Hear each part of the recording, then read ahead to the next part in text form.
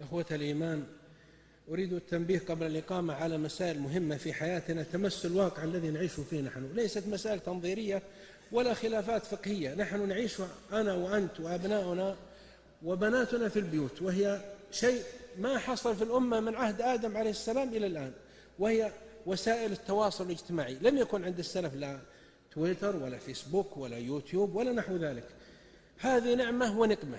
نعمة إن فهمنا كيف نستفيد منها، ونقمة إذا لم نشرف عليها ونتق الله فيها سبحانه وتعالى. لما طفنا يمكن ما يقارب 40 دولة، اكتشفت أن كثير من الجيل الذين حافظوا على دينهم في تلك البلدان بواسطة البث المباشر أو بواسطة الوسائل التي جدت في هذا العصر.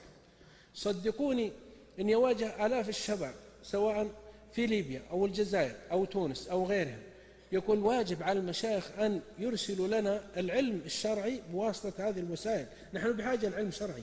الثقافة تعبينا من الثقافة، امتلينا من الفكر، لكن العجيب أن نأخذ بالاستقراء وسائل الاجتماع الآن عند الكثير حتى من الدعاة، تجد أن الكثير منها توظف فكرا أو سياسة أو مسائل تنظيرية.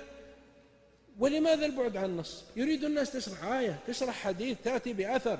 فوصيتي أنتم الحضور كلكم دعاة، كلنا خدام للدين، كلنا حفظ العقيدة. أصل ما جابكم إلا حب الله وحب رسول الله صلى الله عليه وسلم. وهنيكم وبارك لكم، شكرا لكم، بيض الله وجوهكم، أسقاكم الله من الحوض رجال ونساء. أصل من لا يتلب أحد منكم أتى يعرف أن ما في مال وليس يرجو الدنيا ولا جاه، بل بعضكم أتى من صلاة العصر أو قبل المغرب بوقت. فشكرا أنتم الدعاء. والواحد لا يحتكر نفسه. يقول ابن الحسن البصري: ود الشيطان يظفر بها. يقول لأحد الشباب: عظنا.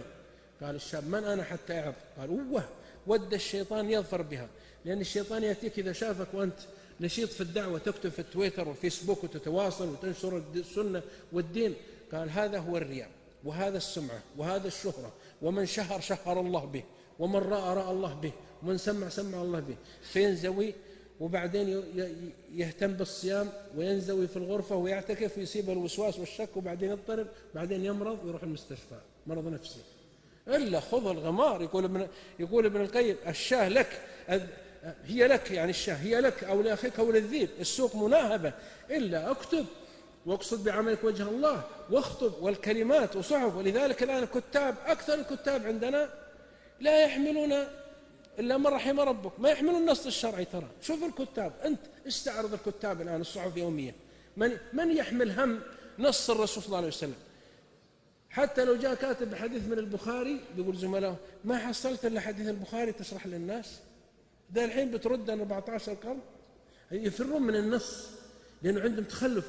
يعني هم طبقة النفاق، تعرف، عندهم تخلف. يعني لا تقول قال الله قال رسول الله صلى الله عليه وسلم. اتركنا من أبي داود والنسائي، شبعنا من ابن ماجه وأبي هريرة. تعالوا نقول لنا من ثقافة حتى نتقدم. لا تقدموا ولا بقوا على النص، والله يشرفنا بالرسالة. يقول: وإنه لذكر لك ولقومك وسوف تسألون. وصيتي نستخدم هذه الوسائل توجيها يا أخوة. وترى هذه الوسائل بسببها أعوذ بالله شك بعض الناس وألحد بعض الشباب.